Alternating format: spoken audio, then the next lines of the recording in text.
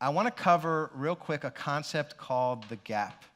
It's the sickness that is entrepreneurship. And I'm looking at Justin as I say this, because we've gone through this. We tend to measure ourselves as entrepreneurs, and this is not normal. Most people don't do this. We have an ideal out there, and consider that the horizon. So it's this ideal that I want to sell this many homes next year or this year. I want to achieve this. I want to weigh this. I want to be able to run them. Whatever your ideal is and where you are, we tend to measure ourselves against the ideal. You know, I'll have a conversation with, I didn't ask Justin that I could do this, but I'll do it anyway. You know, has more money in his bank accounts than he probably ever thought he might even have. Money is not an issue, completely off the table. You know, he's home at reasonable hours now and getting way better. Not in production, out of production. So he's doing all these things, but he's disappointed he didn't hit his goal this year, right? It was something around the conversation that I'm like, dude, are you kidding me?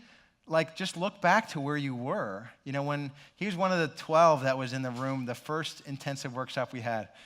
There you go. The original notebook. And like from where you were, I mean, that's the progress. That we've got to look back. So whenever you find yourself a little frustrated, and you feel satisfied when you're dissatisfied when you're in the gap. Like, but I really wanted to sell 300 homes this year, and we only hit 220. It's like, dude, but like think of all this other stuff. I mean, your children now see you more often. You're connected, and your wife trusts that you know when you're going to be home at 6, you're home at 6. And you've got more money than you thought. You're impacting in so many ways. So you've got to look back when you measure your progress. It's a sort of a quirky topic, but the horizon's always moving. That's the thing. Your ideal, you're never going to reach it, right? You're never going to. I may never sell 4,200 homes, and if that was, I was measuring my progress by that. The cool thing is with this, I'll go through how to stay out of the gap here in a second. You still need to have those ideals, but here's the cool thing, is that this is good for your team as well. So if you can apply this same sort of measuring your team's progress based on where they started, like you have ideals for your team too.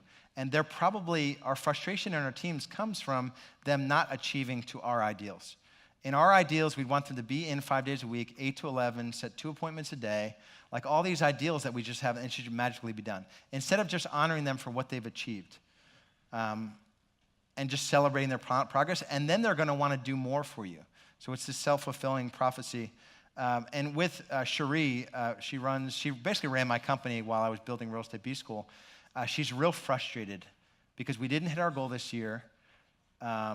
We had turnover with agents that weren't a fit with our core values once we leaned into them. There's all these things you could look at and be like, oh, you know, we didn't reach there. I'm like, are you kidding me? Like, if you look back at January, I'm like, we are a totally different company.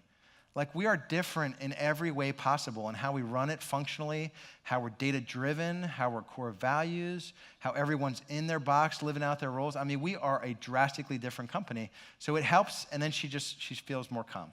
You know, because when you measure against where we were, the progress is phenomenal. So don't get caught up on one thing, you know, and one thing only. And positive focus, if you don't use positive focus in all of these situations that are in your notes, when you meet with an agent, when you have a team meeting, with your kids, at the dinner table with your spouse, my kids won't let me leave the room. My daughter will call me back into the room, yelling, like, we didn't do our top 3. And it's like, they go to bed at 8, and it's like 9:45. She'll wake up and remember that we didn't do our top 3. So like, what are the top 3 things that you're grateful for today? What are you proud of?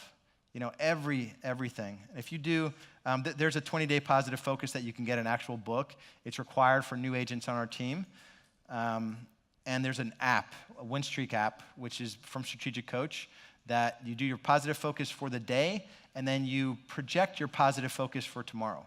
So you already have a psychology of good things that are going to happen over the next day.